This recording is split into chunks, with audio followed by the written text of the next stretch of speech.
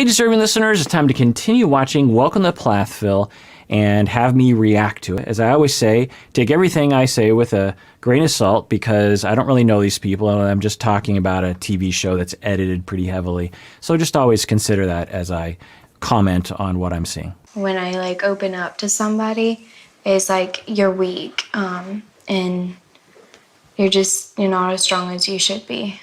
That it comes from a family that is you have to be picture perfect. You have to hold it together and not just, not talk about your weaknesses. Just act like it's okay.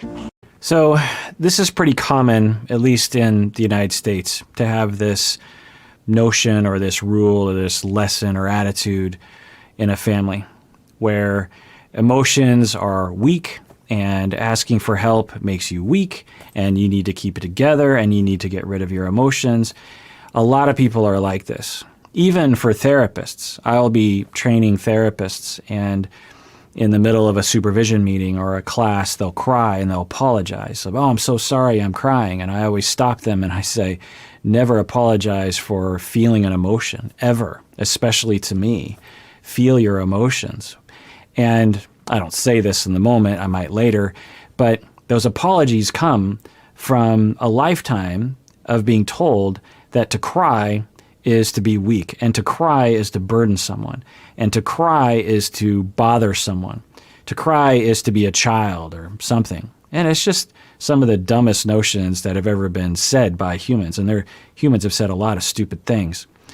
And it's also common for a mom who grew up traumatized. We have to remember that she grew up, according to her, in a very difficult situation with a mother who drank all the time. For children that grow up in families where the parents are suffering from an addiction, it's very common for the children to have this condition where they will have natural feelings of emotions and they'll want to reach out with their emotions, joy or sadness or hurt or fear or disgust or something. And the parents just will not have time for that because they're focused on their traumas and on their self-medication through the substance use. And there'll be a lot of messages, either covert messages of just neglect or even flat out, you need to be quiet, you need to keep control of yourself. And then you're raised and you become an adult and you have all those internalized messages about how emotions are bad. Not only because that's what was being said, but also because you have these emotions and you want emotions often involve other people. When we're sad, we cry. Why do we cry? Because we're signaling to other people, I need help, and we need people to come to us. When we're afraid, we go, oh, like this, and we signal that we're afraid. And why do we do this? Because we're signaling to other people, I need you to come help me. When we're joyful, we laugh and we smile and we jump around. Why do we do that? Because we're signaling to other people, I like what's happening right now, join me, or I like what you're doing, or something. Where emotions are ways of signaling to other people what's happening.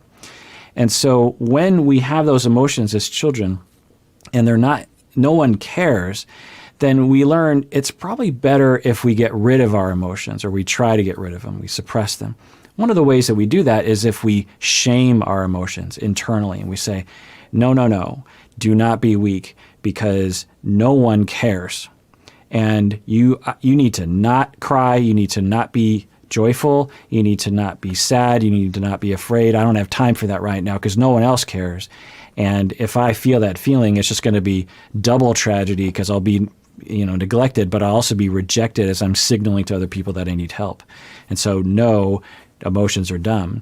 And then you raise your children as an adult and continue to propagate that message either by modeling, showing other people that emotions aren't helpful or that emotions are for the weak, not modeling how to have an emotion. One of the best things parents can do, and it depends, parenting is complicated, but one of the best things parents can do is that when they're mildly upset, mildly sad, mildly afraid, can model to their child. I say mildly because if you're totally dysregulated and you express emotions to children, that might really scare them, which can be very harmful to children, or at least slightly.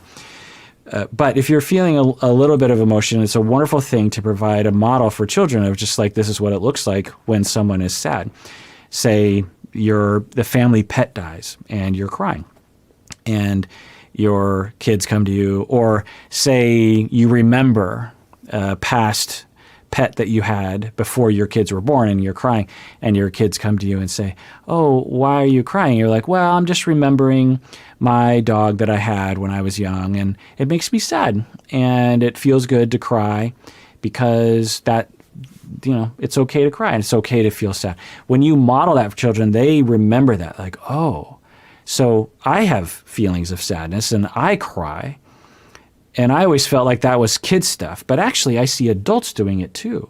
So it's not just kid stuff, it's everyone's stuff. Everyone deserves to cry. Everyone deserves to be sad. Everyone deserves to express that.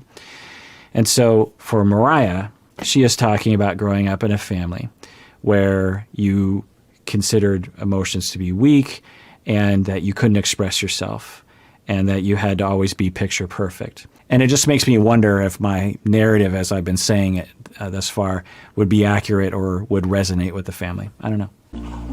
But I'm slowly realizing that doing that, opening up and sharing things that are more difficult and like just being vulnerable, it makes you feel more free. And even though it feels like you're really weak in the moment, like that's a huge strength on your part to be able to do that. Now, as I always say, there's another sign here, as Mariah says this, that the parents actually did do well by the kids. Because for a 17-year-old to hold on to that space of, on one hand, I think I was taught that emotions were weak and that I need to suppress my emotions. On the other hand, I feel like vulnerability is good and I deserve to be vulnerable and I deserve to express my vulnerability to other people. The fact that she can say that, and we see evidence with the other older kids as well along these lines, points to the possibility that the parents actually did communicate that and did model that to the kids enough. It's not that they didn't damage the kids. It's not that they didn't cause some problems with the way that they parented, but there's evidence of being parented well. When we think about other people that we watch on these reality TV shows, they might never say anything like what Mariah is saying. Why? Because they were raised consistently, say 95% in a bad way, that made it that they can't ever even admit what she's saying right here. There's so many people that y'all have asked me to react to on 90 Day Fiancé, for example, where they would never say this. And she's saying this at 17 years of age, which I would just assume that the parents did something good to help her feel able to say that. I don't know, though.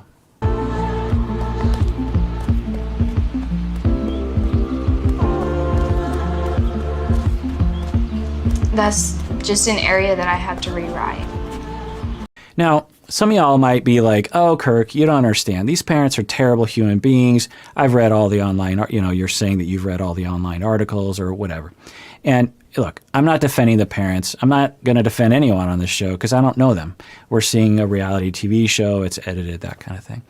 But I will say that in my travels as a therapist, I have come to the realization that when there is a problem, generally speaking, people tend to villainize the parents and identify with the kids.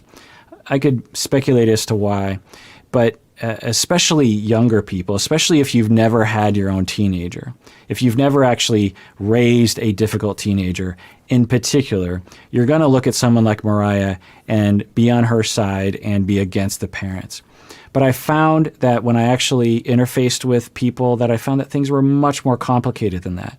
And that when we look at parents like the Kim and I can't remember Barry, that I'm guessing if we had a lot of time to really evaluate them, we would see a lot of strengths. We would see some deficits, but we would see a lot of strengths, and that was usually the case. Not that Mariah is wrong, not that her opinion is invalid. It's her life. She knows a billion times more than I do about her life. So I value that as well. All the things can be true. We can both value Mariah's point of view that the parents did not raise her well enough. And I think we can get behind that, given what we've seen. And we can look to the parents and say, you know what, they probably did a lot of things really well as well. And they probably did the best that they could given the circumstances. That's the way systems thinkers think.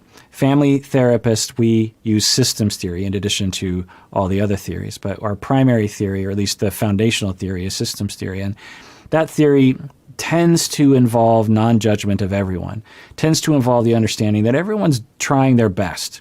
Now, sometimes we will have absolute abuse happening to children, and we would not look at that situation and say, well, they're just trying their best. No, abuse is wrong, exploitation is wrong, that's crossing a line, and that's where systems theory kind of tends to break down in terms of the way I'm talking about it right now. And we don't know if that didn't happen. Maybe it did, maybe it didn't, I don't know. I have a suspicion that nothing horrible happened to these kids from the parents, but maybe we'll find out later in the season. I don't know. All right, well, that does it for that episode. Everyone out there, please take care of yourself and take care of others because we all deserve it. We really, really do.